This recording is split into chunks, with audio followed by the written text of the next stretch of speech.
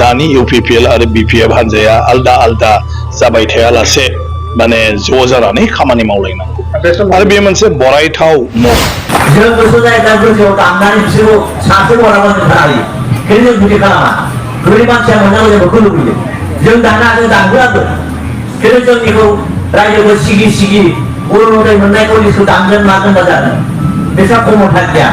बिसोरनि आखायाव खमथ गैया थाखाया जोंनिसो बिसोरो माने माबा खालामदोंमोन आरो माने गभर्नमेन्टनि अनसुंथाइ बोरैबा लामा जायो नामा बिसिनाव 15 कोटी रांनि बिसोर मोनसे गिदिर आश्रमनि माने माखासे प्लेनिं लानानै खामानि मावगासिनो दं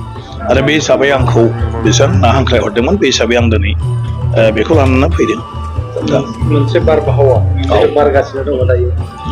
बिपिएफ आरो इउपिपिएल खौसे जानाय बारा दा बारगोन माने बिटिसिनि बिसायख'थिया आरो गोबाव गैला माने बिटिसिनि बिसायख'थियानो जाग्रोगोन नालाय आरो गासै राजखान्थि हान्जाफ्रानो बिसायख'थियानो बयनिबो गुबै थांखि लक्ष्य देरहानाय जेननायनि बाथ्रा थायो बेवहाय जुदि देरहायो अब्ला साननाय बायदियै रायजोनि खामानि मावनो हायो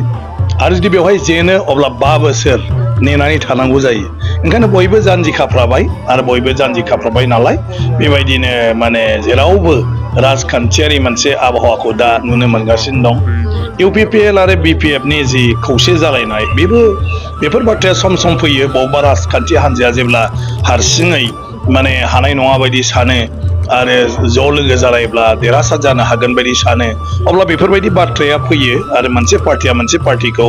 एप्रच खालामो दुलाराय बर' फरायसा आफादाबो आपिल खालामनायखौ नुदों आरो दुलाराय बर' फरायसा आफादा राजखान्थि हान्जा नङा नाथाय बिथांमोना बर' हिसाबै बर' गासैखौबो राजखान्थियावबो खौसेखौ जाजानो लुबैयो बियो स्वाभाबिक आरो बेखायनो बिथांमोना आपिल खालामदों जे बर' हारिनि खामानि मावनायनि मुङै जोनोम मोननाय दानि इउपिपिएल आरो बिपिएफ हान्जाया आलदा आलदा जाबाय थायालासे माने ज' जानानै खामानि मावलायनांगौ आरो बे मोनसे बरायथाव मुभ जों बयबो बरायनांगोन बर' हिसाबै जे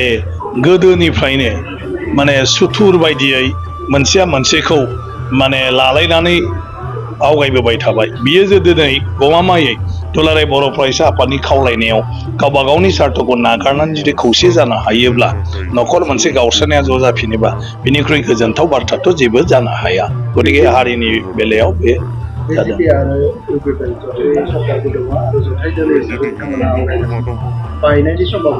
नङा बेबायदि खुनु बाया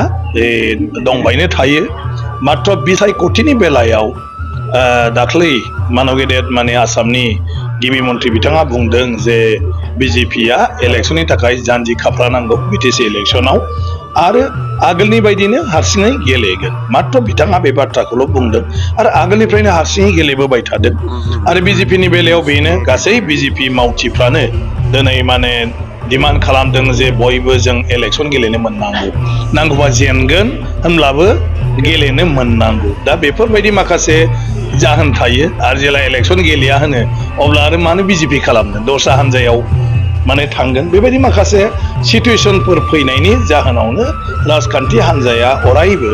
पार्टिनि मावग्रा दांग्राफोरनि सायाव सोनारनानै बेफोरबायदि थांखिखौ लाबोयो आरो सिट शेयारिं आगोलनिफ्रायबो गैया आरो दाबो माने बिसायख'थिनि सिगां बे बाथ्राया जेबो माने बिदि सावरायनाय फैयाखै नाथाय माने बिजेपि हान्जानि जिथु मावफुं आफाद बे मावफुं आफादाव बे थांखिया फैदों आरो चिफ मिनिस्टारा गाव पार्सनेलि बे खोथाखौ बुंदों जे बिजेपि जायफोर दं माने मावथिफोर बिथांमोना दा बेवहाय गासिबो समस्थियावनो खामानि मावनांगौ आरो गासै समस्थियावनो बिजेपिया हारसिङै इलेक्सन गेलेगोन दा बे नाथाय जोंनि एलायन्सआ बायनायनि खोथा गैया एलायन्सआ एलायन्सैनो थाबाय थागोन गतिके इलेक्सनाव फैगासिनो दं जोंनि आसामनि गिबि मन्थ्रि डक्टर हिमन्त बिश्व शर्मानिसो मिथिबाय रावबो बे इउपिपिएलनि मानसिया दाननो हाया जों बे गोसोआव दानबावनो जायो जों गोसो जायोब्ला गोजौआव दामनानै बिसोरखौ सासे बराबा जों थायो खिन्थु जों बिदि खालामा गोरिब मानसिया मोननांगौ जों बेखौ लुबैयो जों दाना जों दानहोआबो खिन्थु जोंनिखौ रायजोखौ सिगि सिगि अरुणोदय मोननायखौ लिस्टखौ दानगोन मागोन मा जागोन बिसोरहा खमथा गैया बिसोरनि आखायाव खमथ गैया थाखाया जोंनिसो मानगोनां मुख्यमन्त्रि गिबि मन्थ्रि chief minister doctor Himanta Biswa शर्मानिसो थाखा मिथिबाय आरो मा दानदों नामा रेशन कार्ड दानदोंनो रेशन कार्डआ बै दिल्लीनिफ्रायसो फैनाय नरेन्द्र मदिनिसो 5 बोसोर बारायबावबाय बहाय रायजोनि खौसे होबावगोन बुंबाय आरो अरुणोदयाबो 20 लाख जोंनो होबावगोन बेखौ होनबाय बे गासिबो जोंनिफ्राय फैनाय बहाय बिटिसि आखायाव गैया नोंगौ बिसोर सालायदों खिन्थु बिसोर खमाय गैया गोसो जायोबा जोंसो बेखौ सोलायजोबनो हायो दानजोबनो हायो बे एलिगेसनखौ लाबोनायाव जोङो नैबेखौसो सानदों दा बिथांनि जयगता आरो दैखतायाव दिनै मोनसे कुइसन मार्क जानानै थादों दा बिथाङा बेसेबांखिनि एम हिसाबै रोंगौथि दं बिथां जोंनि दानि बिटिआरनि एम मानगोनां रेवरेवा नार्जारी दा बिथां सारखौ आङो पार्सनेलि खोब मोजां मोनो आरो मानबो होयो आरो बिथाङाबो आंखौ मोजां मोनो अनो दा जियानो जा गोलाव सम बिथाङा जोंनि जातीय संगठनाव थानानै माहारियारि आफादाव थानानै बर' हारि आरो समाजनि थाखाय गोबां खामानि मावबोबाय थादों हारियाव आरो समाजाव बिथाङा गोबां बिहोमा होदों बिथांनि बे बिहोमाखौ बे कन्ट्रिबिउसनखौ जोङो रावबो बावनो हाया आरो जायनि थाखाय बिथांखौ जों बयबो सनमान होयो मान होयो बे हिसाबैनो आंबो बिथांखौ मान होयो आरो सनमान होयो दा जियानो जादोला आरो बे सनमान आरो मान होनायनि थाखायनो बिथांखौ इउपिपिएल आरो बिजेपिनि जा जथाय सरकार बे सरकाराव सासे एम हिसाबै सायख'नाय जादों अर्थात एमनि बिबानखौ होनाय जादों दा बिनि ओंथियानो जाबाय बिथाङा जोंनि दानि बिटिआर सरकारनि सासे दायित्वशील व्यक्ति बा खोब माने बिबान गोनां रेसपन्सिबल सासे पार्सन बिटिआर गभर्नमेन्टनि दा बे बेलायाव बिथाङा बुंनाय बायदि हसाके जुदि गाबोननि समाव बिटिआर गभर्नमेन्टआ बबेबा बिथिङाव जुदि फेलें जायोबा बेर्थ जायोब्ला बिनि दायनिगिरिया दा बिथाङाबो जागोन बिथांनियाबो बे दायनिफ्राय मालाबाबो खारग'नाय नङा जितु माने बेर्थतानि जि माबा अंखिदार बिथाङाबो सासे दा जियानो जा बिथाङा दाखालि जि मोनसे खोथा बुंदों बे खोथाखौ मोजाङै साननानै नायोब्ला आं नैबेखौसो बुंनो नागिरदों थारैनो बिथाङा सासे एम हिसाबै गाव फेलें जादों नामा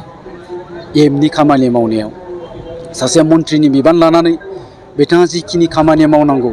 बेखौ मावफुंनो हायाखै आरो जायनि थाखाय बे दायनिफ्राय बारग'नांगौनि थाखाय बिथाङा गुबुननो दायखौ जाबसिनदों नामा बे मोनसे सोंथिया सिखारो मानोना बिथाङा सासे बिबान गोनां सासे एम हिसाबै सरकाराव थानानै बेखिनि जि खोथा बुंबाय बे खोथाया मालाबाबो गनायजाथाव नङा आरो बिथाङा प्रमद बर' सारनि सायाव जिखिनि एलिगेसन लाबोदों बे एलिगेसनखौ लाबोनायाव जोङो नैबेखौसो सानदों दा बिथांनि जयगता आरो दैखतायाव दिनै मोनसे कुइसन मार्क जानानै थादों दा बिथाङा बेसेबांखिनि एम हिसाबै रोंगौथि दं दा जियानो जा जोङो नैबेखौनो बुंगोन